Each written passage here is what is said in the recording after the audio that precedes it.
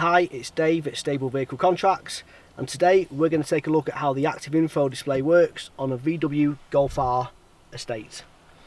So I've used Audi's virtual cockpit a number of times and really like it. I've only used the VW version once or twice, so I'm not fully familiar with it, but I'm sure we'll get the hang of it. So I'll go through that with you and show you a few of the cool features with it.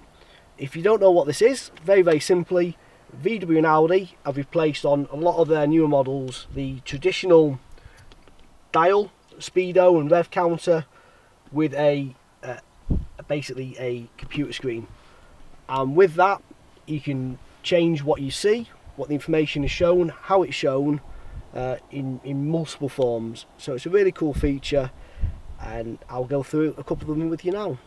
Okay, so to access the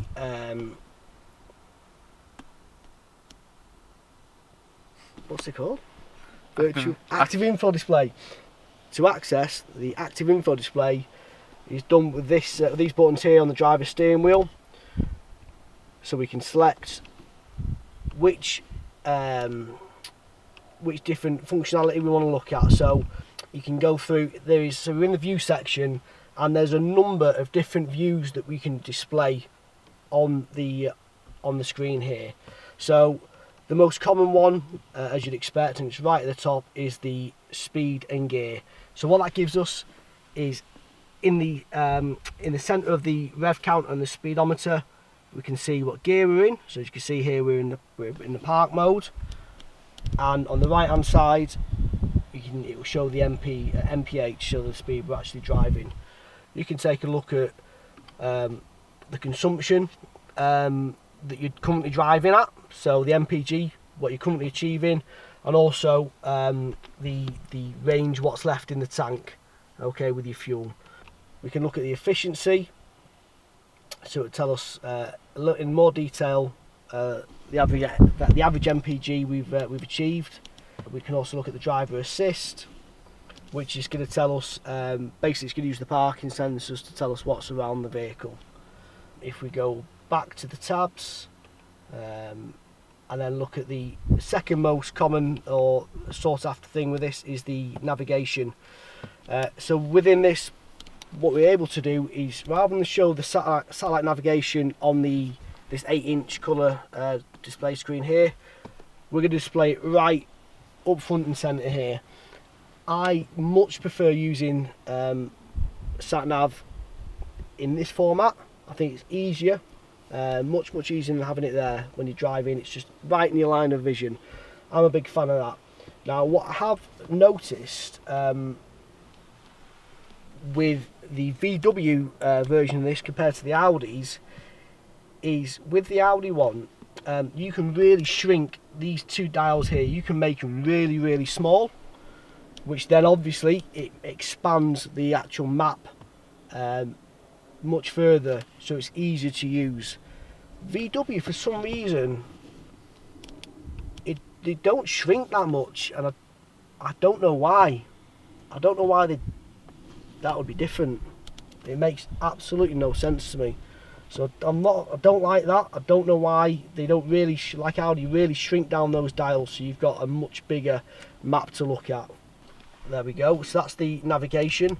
Like I say, really handy. Once you're used to it, it is a much easier way of using the satellite navigation.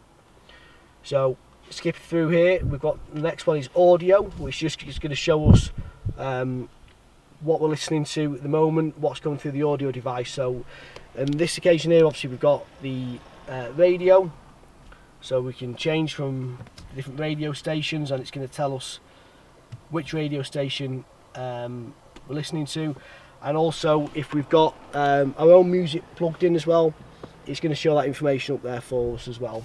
Next up is telephone. So obviously you can use the your phone via the controls in the car. If you want to scroll through the phone book, you want to make and receive calls, you can do that. It's all going to be displayed up there, and it will show you who you're phoning at the time and so on, things like that, and who's ringing as well. That'll all be displayed on that screen for you. Next on the tab list is the lap timer. So if you want to take your car on a track day, because that's the only time you would be racing, obviously. You can basically use this lap timer to tell you how quickly you've gone round the lap.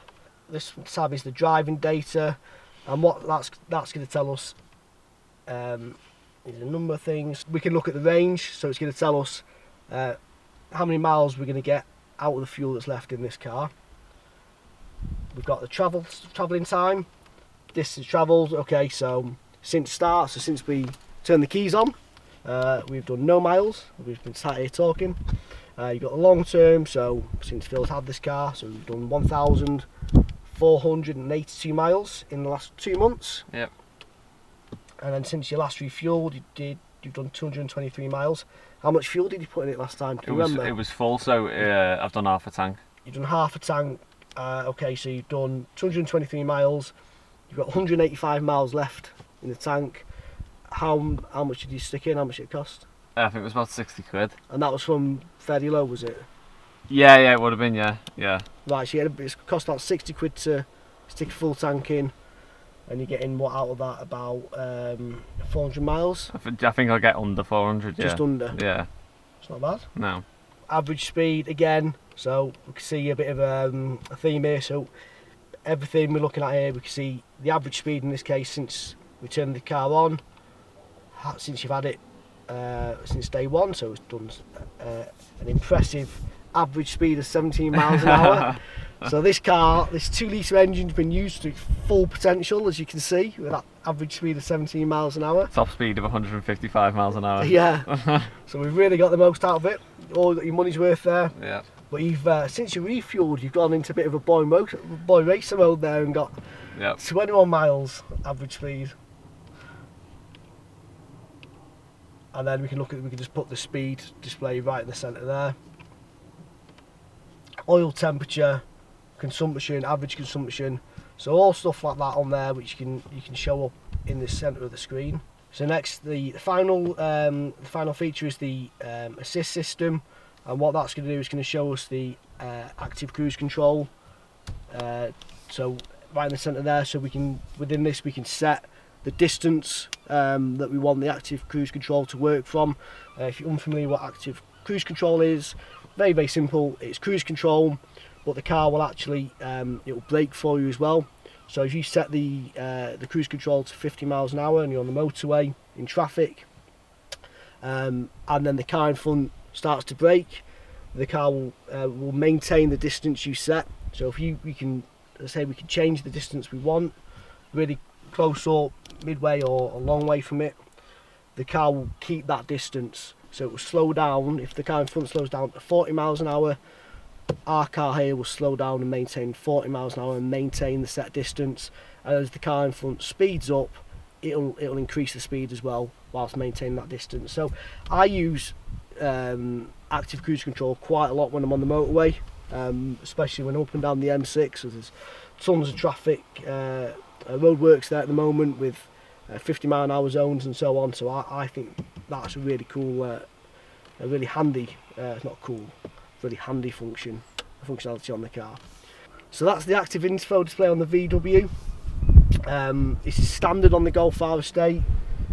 A really great feature. You're seeing these virtual dashboards becoming standard now across a lot of the Audi and VW range, and I'm sure you're going to see it on other manufacturers as well. Thanks for watching. I hope you've enjoyed this video. If you have, give us a thumbs up, a like, share and subscribe if you don't already.